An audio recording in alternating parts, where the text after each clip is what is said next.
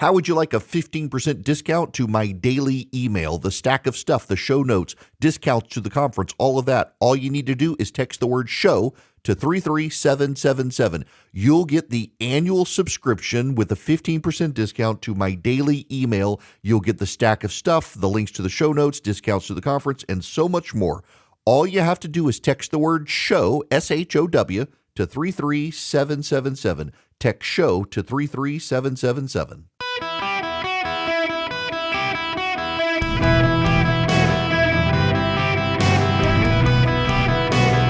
Welcome to the Eric Erickson Show podcast, Hour 2. Greetings, conversationalists. Welcome. It is Eric Erickson here across the United States of America. I am very, very happy to have you with me.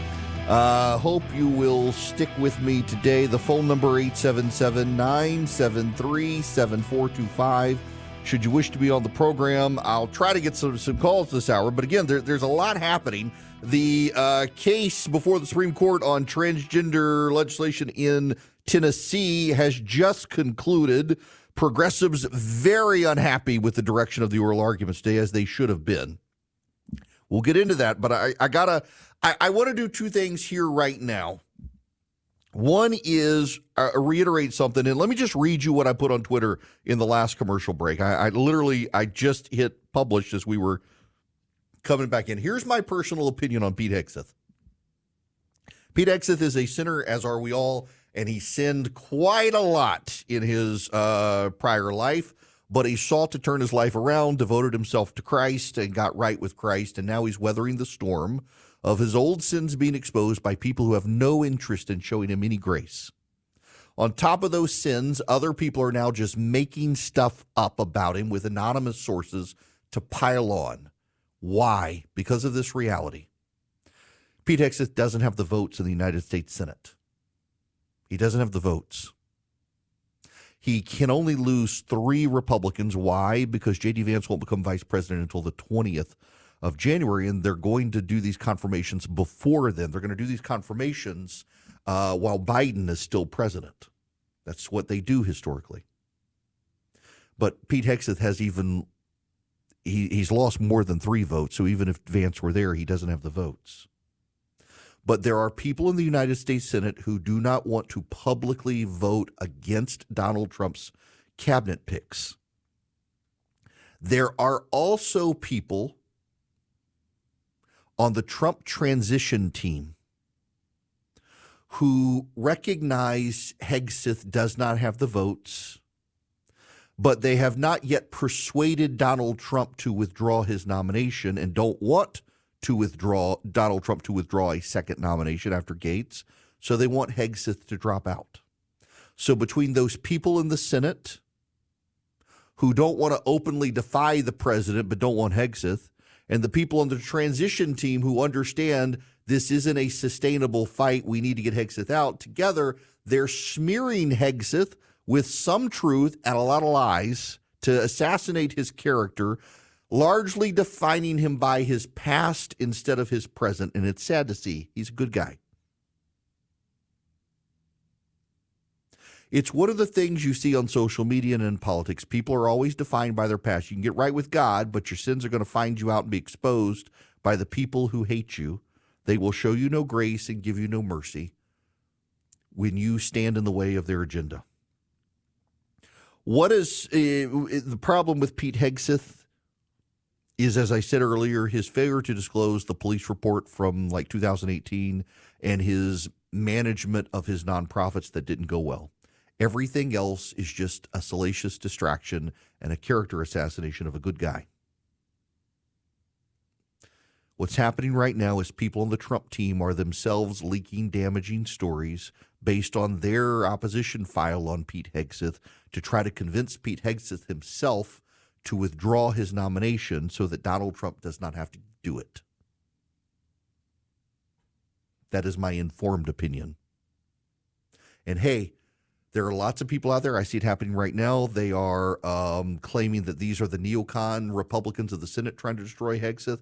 The Trump team will not care if you blame Republicans in the Senate. It's a win-win for them so long as Hegseth goes away. Sad to see. This is what happens in politics, and this is why good people don't run for politics. Now, while all of this is happening, Donald Trump is continuing to be accused of shattering norms. When Joe Biden became president of the United States, the Social Security Board has 6-year terms in office. And the reason they're 6 years is because they want to make sure that they outlast presidents of the United States. When Joe Biden took office, he fired Donald Trump's Social Security picks. They still had time left in office, and Joe Biden fired him. Nobody accused Joe Biden of shattering norms.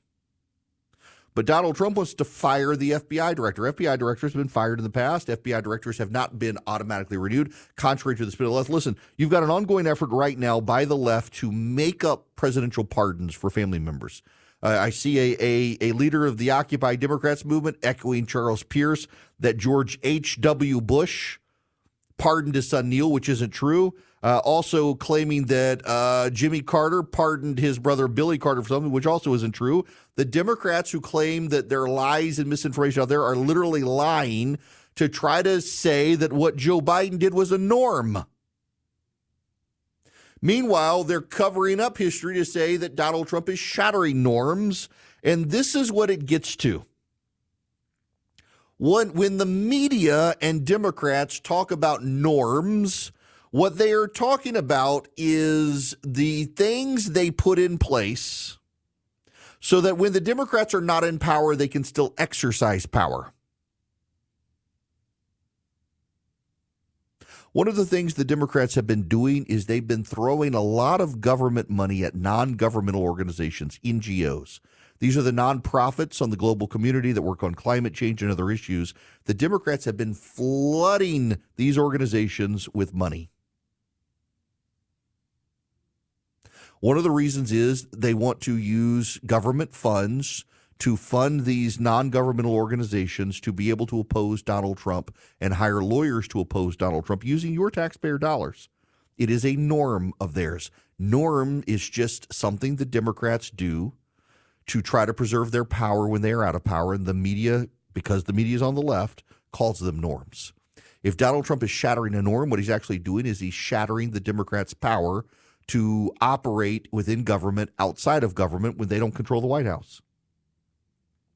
So Donald Trump firing the head of the FBI is a shattering of a norm when it's been done before, when they've done it in other supposed independent entities. In fact, I saw a guy I know I like, I've considered him a friend in the past, saying that only the FBI director is politically appointed. Everyone else is a career employee. It's designed to be an independent agency. Donald Trump can't do this. Actually, yes. And by the way, there are plenty of other people appointed at the FBI. He's not the only one. But who cares what the truth is when you can rile people up?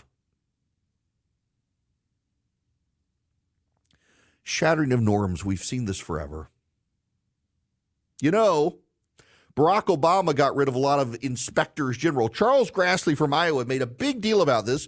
When Obama was president, Obama got rid of inspectors general and put in Democratic hacks who wouldn't investigate him. It was a shattering of norms, but no one in the media cared because it helped the Democrats. When Donald Trump became president and started firing those Democrats that Barack Obama had put in as inspectors general, suddenly it was a shattering of norms. It's always a shattering of norms when the Republicans come in and undo anything the Democrats have done before them.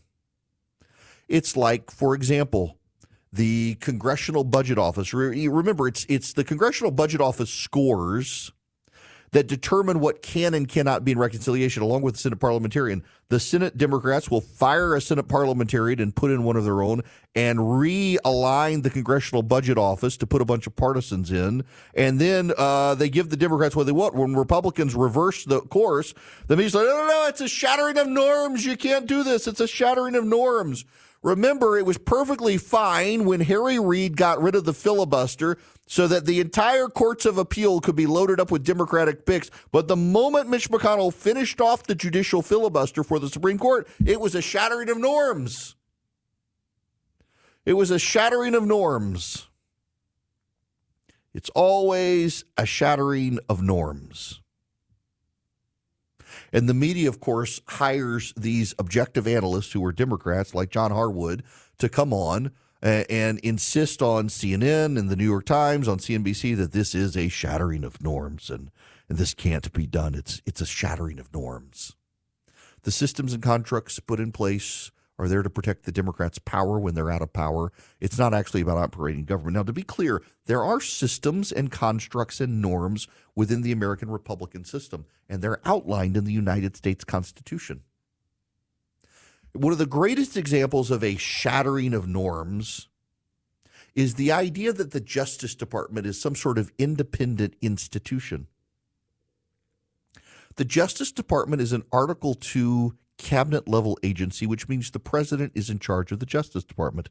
The idea that the Attorney General is independent from and above the partisanship of the President of the United States is something the left and the Democrats, the media have said. It's not actually true. It's not in the Constitution. But when Donald Trump comes along and says, I want me, someone in the Department of Justice, who's actually going to have my back and not keep having appointments have independent counsels investigating me, that's a shattering of norms. When Eric Holder did that for Barack Obama, it was normal.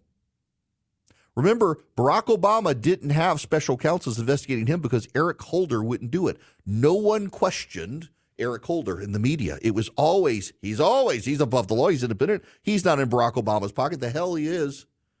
Of course he was in Barack Obama's pocket. In fact, it's Eric Holder who's come out and defended Joe Biden pardoning Hunter Biden. Saying it's perfectly normal. It's a normal thing. It's no big deal. It's not partisan. Had Donald Trump done that to his kid, it would have been a shattering of norms. There are norms, there are systems, there are constructs put in place. They're in the Constitution. Our founders wrote them out. And one of those norms is that the presidency, the president, is in charge of the executive branch. And to say that the FBI is an independent agency when it's inside the Department of Justice, that's actually a shattering of a constitutional norm by the media and the Democrats to, again, protect the Democrats. This shattering of norms nonsense is always a talking point against the right, never against the left. The left gets to shatter any norm they want, and the media lets them get away with it. Because it's always about their preservation and their protection. It's like church and state. Republicans are accused of upending the church-state relationship. You know, there is no church-state relationship in the American Constitution, really. In fact, prior to the 14th Amendment being applied against the states, incorporated against the states, states actually had denominational ties. In Maryland, the official church in Maryland was Catholic. In Georgia, it was the Baptists. States had institutional ties to various denominations. Blaine amendments were a thing because a lot of the nation, Protestant, they were suspicious of Catholics, and a lot of states passed Blaine amendments that refused to allow states to fund religious institutions even if they were helping with nonprofits. Along comes George W. Bush, and he decides to have a collaborative relationship with religious nonprofits, and it's a shattering of norms. Shattering of norms. He can't do that. That's a shattering of norms. Church-state separation. That's something the media of the left concocted time and time again. In fact, the reason the left is discrediting the U.S. Supreme Court right now is because the U.S. Supreme Court was controlled by progressives who propped up Democratic norms. The current Supreme Court doesn't, so now it can be discredited. It's not that the Supreme Court and its justices are corrupt. It's that they're not protecting the Democrats' quote-unquote norms anymore. Therefore, they must be destroyed. When the Senate is in Republican hands, it must be discredited as anti-democratic. When the Democrats win the popular vote and lose the Electoral College must be discredited as upending the norms of democracy. Donald Trump must be charged with upending the norms of democracy. When you hear the left and the media say they're shattering norms, more often than not, what they actually mean is Republicans have gotten power and aim to use it just like the Democrats. AI might be the most important new computer technology ever. It's storming every industry. Everybody's talking about it. Billions of dollars invested, so buckle up. The problem is AI needs a lot of speed and processing power. So how do you compete without costs spiraling out of control? It's time to upgrade to the next generation of the cloud. Oracle Cloud Infrastructure, or OCI. OCI is a single platform for your infrastructure, database, application development, and AI needs.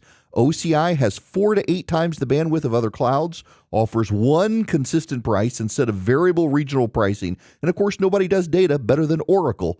So now you can train your AI models at twice the speed and less than half the cost of other clouds.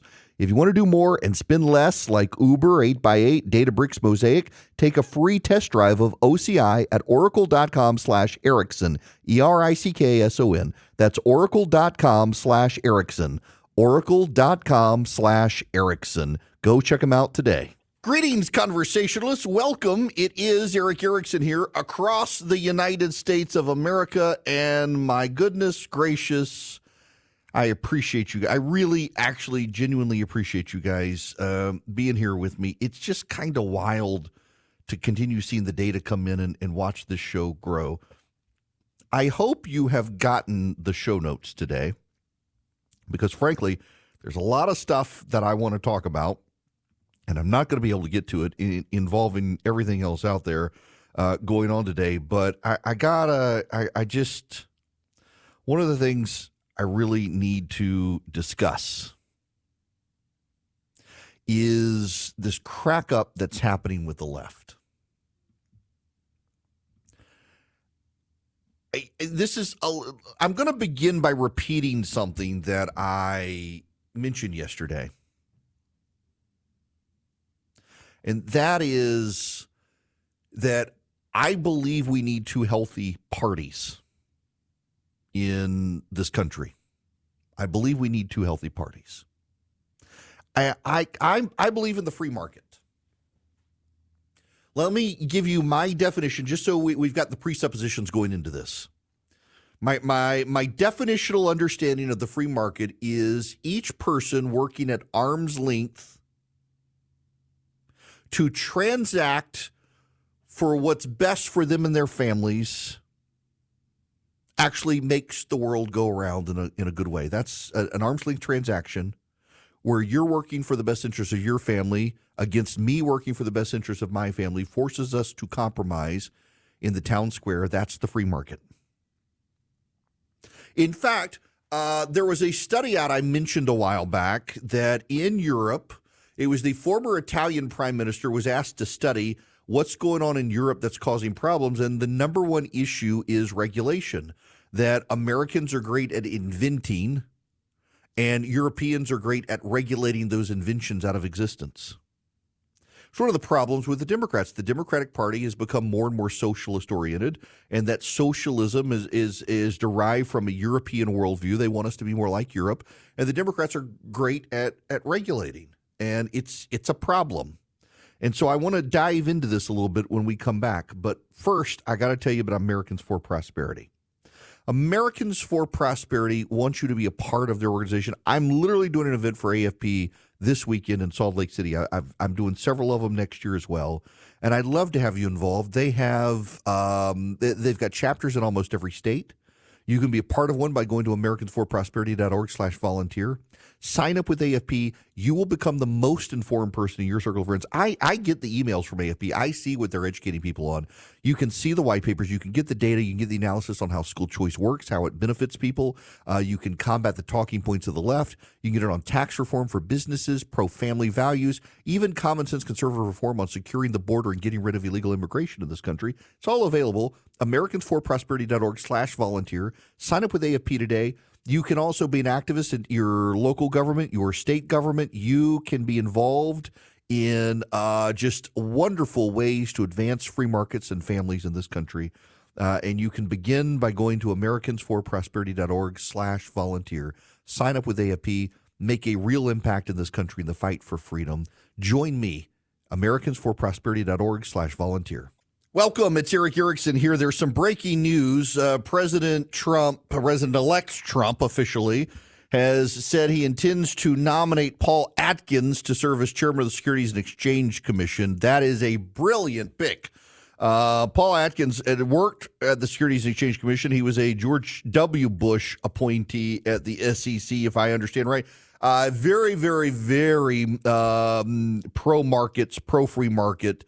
very much against corruption. He's a good pick. Also, Bill McGinley, who I think is supposed to be White House counsel. President Trump says they're going to also have him advise DOGE, the Department of Government Efficiency, as their counsel. I assume he's going to do both, but maybe there's been a change there on who will be picked. Atkins was Bush 41 and was in the Clinton administration. He was a commissioner of the SEC from 2002 to 2008. He will be a very good pick there. Also, Gail Slater is going to be the Assistant Attorney General for the Antitrust Division. Gail Slater is actually a mentor of a friend of mine, an excellent pick, and a great antitrust attorney. There's been she'll go after Google for sure. She absolutely will go after Google for sure, and she'll be a good pick. She also gets technology, which a lot of some of these picks from the Biden administration never did. Okay, I want to get into what I was talking about in the short segment, and I'll just be completely transparent with you. So my kid brought me a cup of coffee, and I got confused all the time. It was like, I'm here. I can get this off my chest now, and then forgot it was the short segment. So let's begin again, shall we?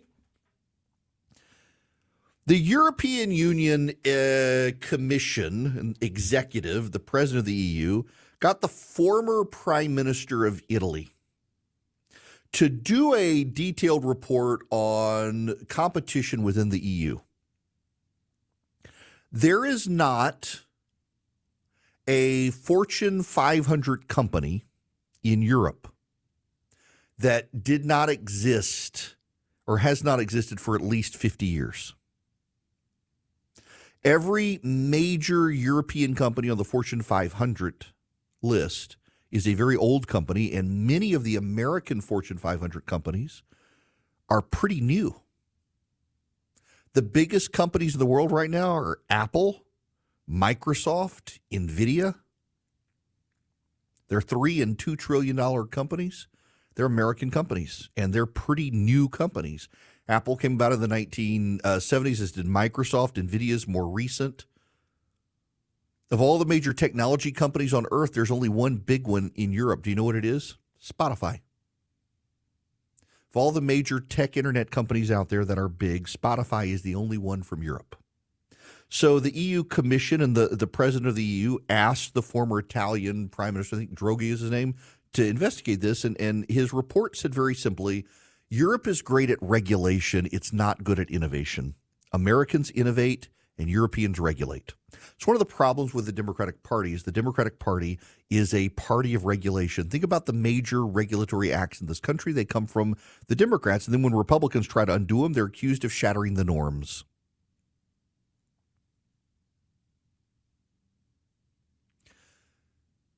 You invent AI in this country, Europe regulates it.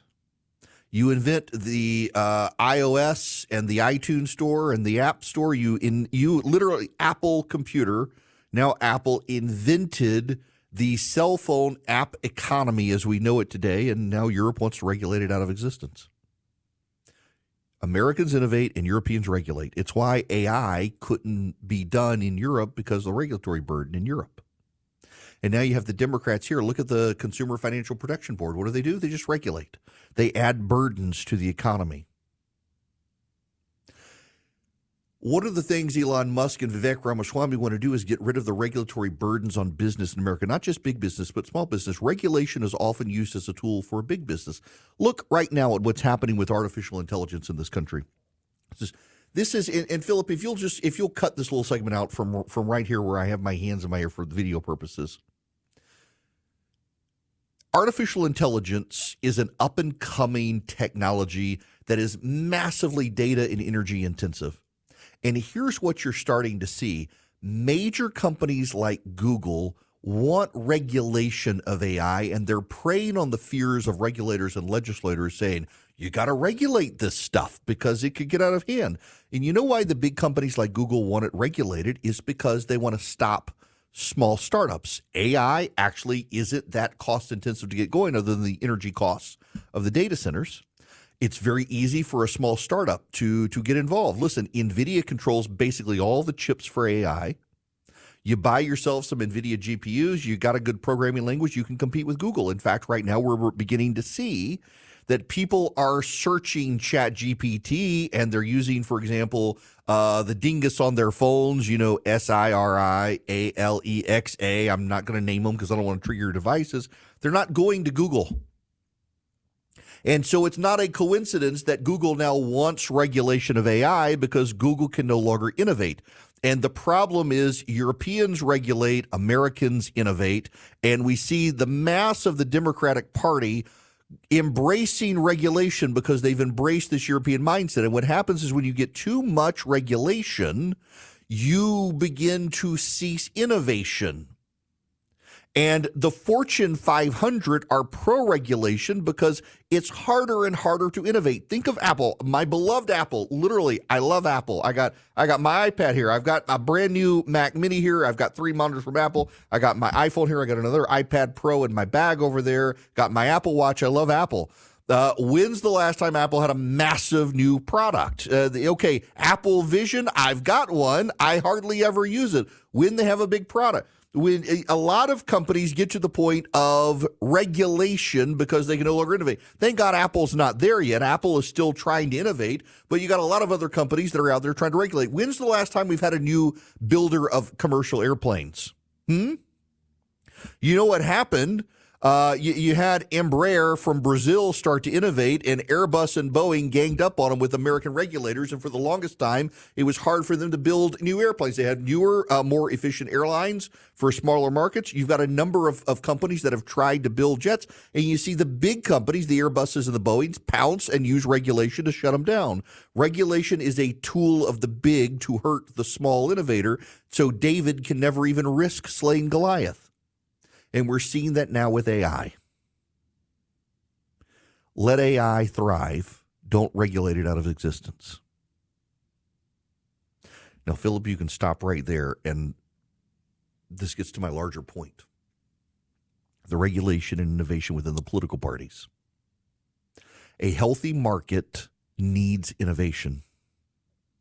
What's happening with both parties now is the extremes of the parties are trying to stop innovation.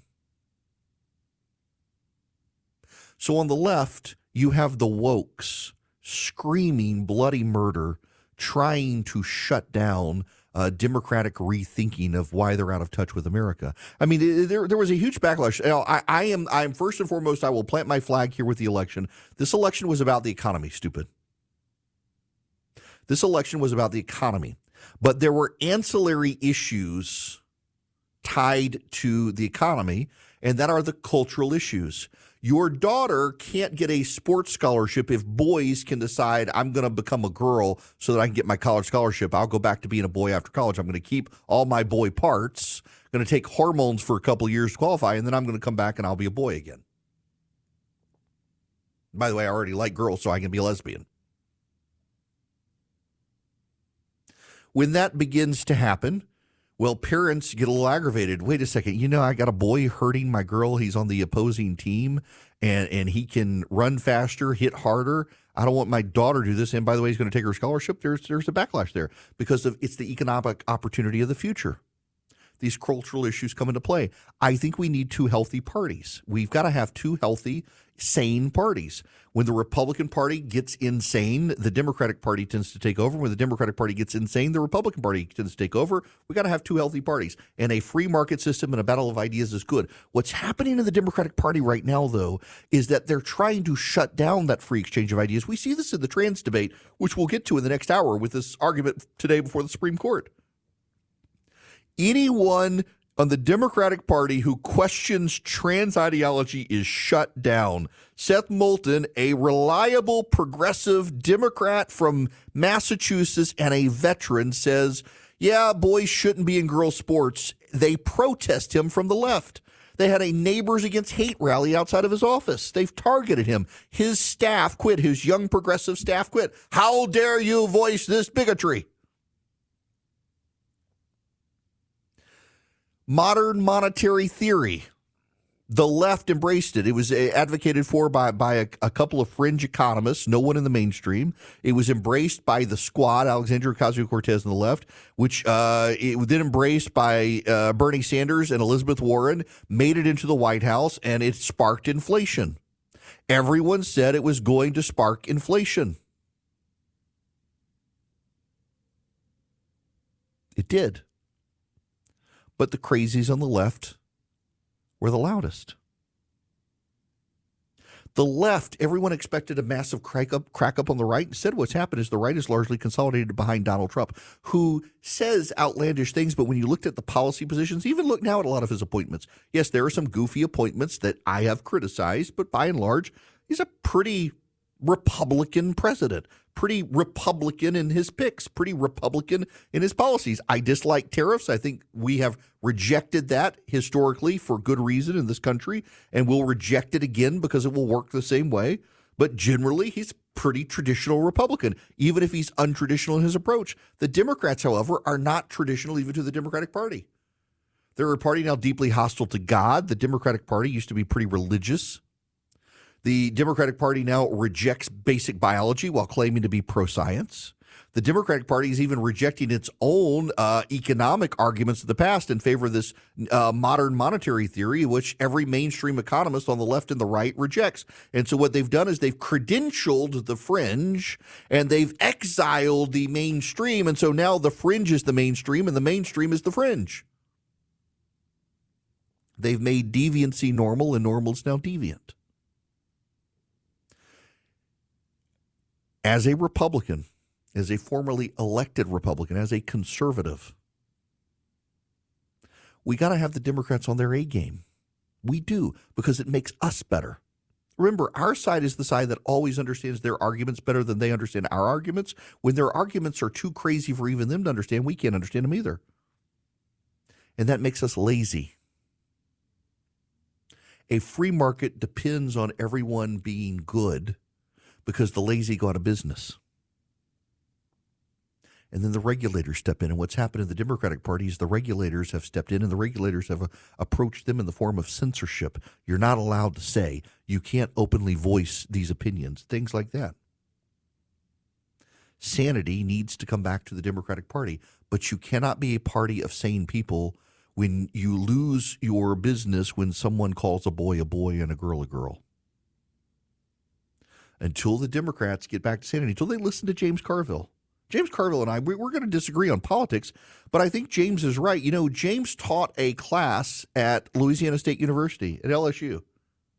He had taught at Tulane. He taught at LSU. He had a student at LSU complain because James made a sexist joke in class that she was offended. She was offended. James got disciplined. He's like, I'm done.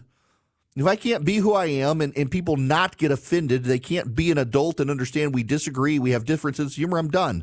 And that's where the Democratic Party is. It is a party of easily offended people. And easily offended people are hard to get along with, hard to like, and hard to give power to. And the American people have rejected them. They need to get back to common sense, please. Because if they return to sanity, they make the Republican Party sane too. And it forces a battle of ideas in this country. And Americans would really like to vote on a battle of ideas, not just on which party is less crazy. But right now, all we can do is decide, these people are the less crazy right now.